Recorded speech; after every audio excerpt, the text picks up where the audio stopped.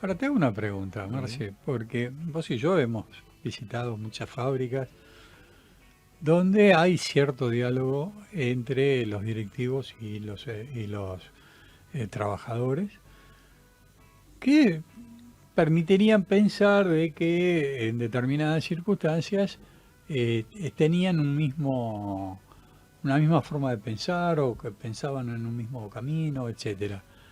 Y luego nos encontramos con que no era así. ¿Qué pasa en esa ruptura? Digamos, ¿cómo le hablas después al empleado siendo un directivo? ¿Cómo, como empleado vos encarás al directivo encontrándote con una realidad que... A ver, es muy interesante lo que planteas y creo que nos lleva a pensar dos niveles de análisis distintos. Mm, Uno es digamos, uno es lo organizacional, un tema es lo organizacional, entonces cómo se da ese supuesto eh, comunión de claro, pensamientos claro. cuando incluimos lo macro. Entonces hay una disonancia importante, ahí ya vemos que hay una disonancia importante, Mm, y me parece que ahí tenemos que rastrear algo fundamental. Nos estamos yendo, por lo mm, menos yo ahora me estoy yendo desde lo organizacional, eh, y ya creo que estamos hablando con una mirada más amplia. Ahí lo que hay que reconocer siempre es la diversidad de intereses. ajá, Eh, me gusta ese camino. y la diversidad de intereses entre el empresario y los trabajadores hacen que en algunos contextos Mm, esa diversidad de intereses se integren de manera más armónica. No te digo que se mm. resuelven completamente porque justamente hay Sí, siempre hay intereses contra, tensión, claro, claro. pero que en algunos contextos esos intereses se armonicen de otra manera, o por lo menos se busque armonizar esos distintos intereses, y hay otros momentos donde esos intereses Chocan. chocan más profundamente, aún a pesar de los empresarios pymes, Sí, claro. que no son responsables de No, no, de una situación macro macro. claro, que los excede, obviamente. Claro. Claro. Y esa situación, digamos, encima se da, bueno, en este caso en Argentina, en los últimos tiempos, de una forma demasiado acelerada, y eso repercute también en el ánimo de tanto del empresario, esto que vos decías, ¿no? Cierta desorientación, de decir, bueno, Mira, volviendo a tu pregunta anterior, yo lo que creo es que eh, ese conflicto de intereses ya hace mm, varios años, te diría muchos años, se vio profundizado por pérdidas mm, en alguno de los dos casos, sobre todo los trabajadores, sí, obviamente, en el poder adquisitivo, y en estos últimos 2 meses una profundización total y realmente muy aguda. mm, Entonces, todo lo anterior creo que un poco explica por qué esos intereses en común que supuestamente hay entre empresario pyme y sus trabajadores se vio, notamos una divergencia claro, importante, importante, más de lo que podíamos suponer. claro. Ahora esto se agudiza y eso provoca que justamente haya más conflictos, haya algo que es muy difícil de resolver, que es la motivación, Mm, tanto del empresario claro, como de los trabajadores, ah, y cómo el empresario pyme puede gestionar y debe y tiene que gestionar una empresa con grado de conflicto más altos, con motivaciones es más que complicadas. ataca directamente a un sector muy importante de esa relación, que es la confianza.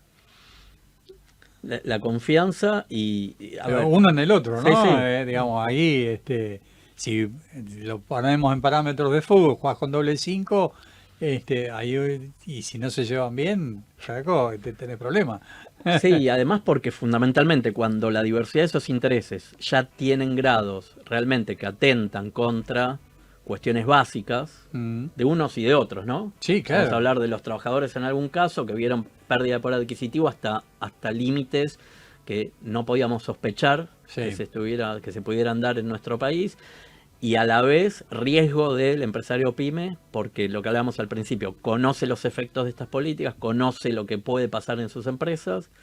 Entonces, cuando ya se profundiza de tal manera digamos, el conflicto de esos intereses, aún con empresarios que están atentos y conscientes de que tienen que trabajar en eso, es muy difícil hacerlo.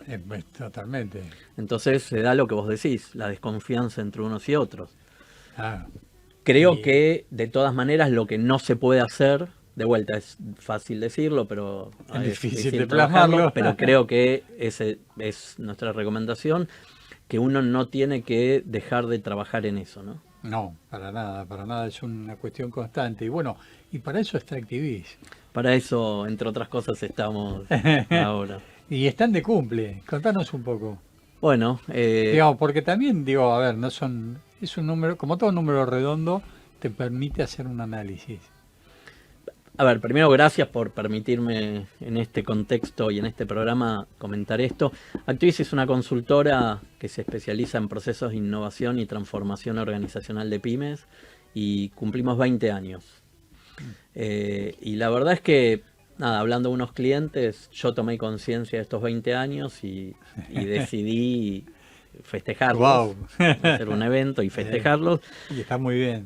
Sí, fundamentalmente porque me parece, digo esto, tener una empresa pyme en este país no es fácil, todos nuestros clientes lo saben y nosotros lo sabemos porque acompañamos a esos empresarios, a esas empresas, y tener una empresa consultora que se especializa en asesorar pymes es más difícil, claro, es más difícil todavía. Así que requiere poder festejarlo. Y fundamentalmente lo que nos da mucha alegría y mucho orgullo es haber iniciado un proyecto hace 20 años y ahora que estoy trabajando en la comunicación para ese evento es poder hacer la síntesis de lo que significaron en términos de aprendizaje y desarrollo. Empezamos a trabajando con pequeñas empresas para acompañarlos en la profesionalización. Hoy estamos trabajando con esas pequeñas empresas, pero sobre todo con medianas y ya haciendo trabajos con empresas que ya están profesionalizando, haciendo trabajos con los gerentes generales de esas empresas para fortalecer sus roles y el desarrollo de grupos directivos pymes. Entonces trabajamos con los directores ejecutivos. Fantástico. Realmente muy interesante. Bueno, además, bueno, digamos, siempre es un proceso y cómo después eso, cuando mirás para atrás, que estás en el fragor, uno no se da cuenta de lo que hizo. Exacto, dos cosas. Primero, nosotros fíjate que acompañamos procesos de nuestros clientes y somos más conscientes, yo creo que era más consciente de los procesos de los demás, claro, que de los propios. Pero siguieron los mismos caminos. Y te diría que nada, el desarrollo de nuestros clientes fue también el motor que permitió el desarrollo de Activis. Claro, claro que sí.